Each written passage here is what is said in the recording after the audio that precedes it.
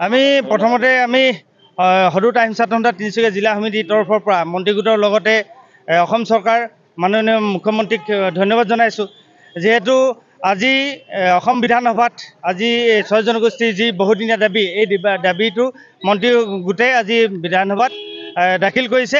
আমি অত্যন্ত সুখী হৈছোঁ যাতে এই ধৰণে অহা 26ৰ নিৰ্বাচনৰ আগমুহূৰ্ততে 6 জনগোষ্ঠীৰ জনজাতিকৰণৰ বিষয়টো তেখেতলোকে লোকসভা আৰু ৰাজ্যসভাত এক অনুমোদন কৰি অতি শীঘ্ৰে জনজাতিকৰণ মৰ্যাদা প্ৰদান কৰিবৰ কাৰণে আমি অনুৰোধ জনাইছোঁ। ধন্যবাদ। হয়, আমি খুবেই আনন্দিত হৈছোঁ যিহেতু আহোম জনগোষ্ঠীৰ লগতে 6 জনগোষ্ঠীৰ যি দাবী আছিল 6 জনগোষ্ঠীৰ জনজাতিকৰণ দাবী, এই দাবীটো বিগত বহু সময় দিন ধৰি এই দাবীটো পূৰণ কৰাৰ স্বাৰ্থত আন্দোলন কৰি থকা হৈছিল।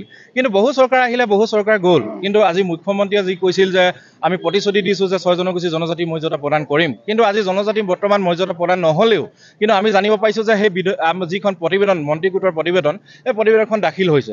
আৰু দাখিল যেনেকৈ ধৰণে হৈছে, মুখ্যমন্ত্ৰীয়ে যেনেধৰণে আমাৰ দাবীবিলাক পূৰণ কৰাৰ স্বাৰ্থত তেওঁ যি ভূমিকা পালন কৰিব বিচাৰিছে, ঠিক তেনেধৰণে এই প্ৰতিবেদনখন গৈ এতিয়া পাৰ্লিয়ামেণ্ট যাব। এই পাৰ্লিয়ামেণ্টতো যাতে কেন্দ্ৰীয় চৰকাৰে হওক, কেন্দ্ৰীয় মন্ত্ৰীসকলে এই প্ৰতিবেদনখন কিন্তু যেনেধৰণে 6 জনগোষ্ঠী জনজাতি মৰ্যাদা প্ৰদান কৰিব লাগে, তাৰ ভিত্তিত অসমখন সুৰক্ষাৰ স্বাৰ্থত যিখিনি কৰণীয় আছে তেওঁলোকে এইখিনি যাতে জনসাধাৰণৰ স্বাৰ্থত কিন্তু কৰিব লাগে বুলি আমি আশাবাদী হৈ ৰৈ আছোঁ। আৰু মুখ্যমন্ত্ৰীক ক'ব বিচাৰিছোঁ 26ৰ যি ইলেকশ্যন আহি আছে, ইলেকশ্যনৰ আগমুহূৰ্তত তেওঁ যাতে এই কেন্দ্ৰীয় চৰকাৰৰ ব্যক্তিসকলক, মন্ত্ৰীসকলৰ লগত যোগাযোগ কৰি বিষয়টো এটা নিকাভাৱে আলোচনা কৰি ইলেকশ্যনৰ আগমুহূৰ্তত যাতে 6 জনগোষ্ঠী জনজাতি মৰ্যাদা দিব পাৰে, তাৰ কাৰণে কিন্তু আমি অনুৰোধ জনাইছোঁ।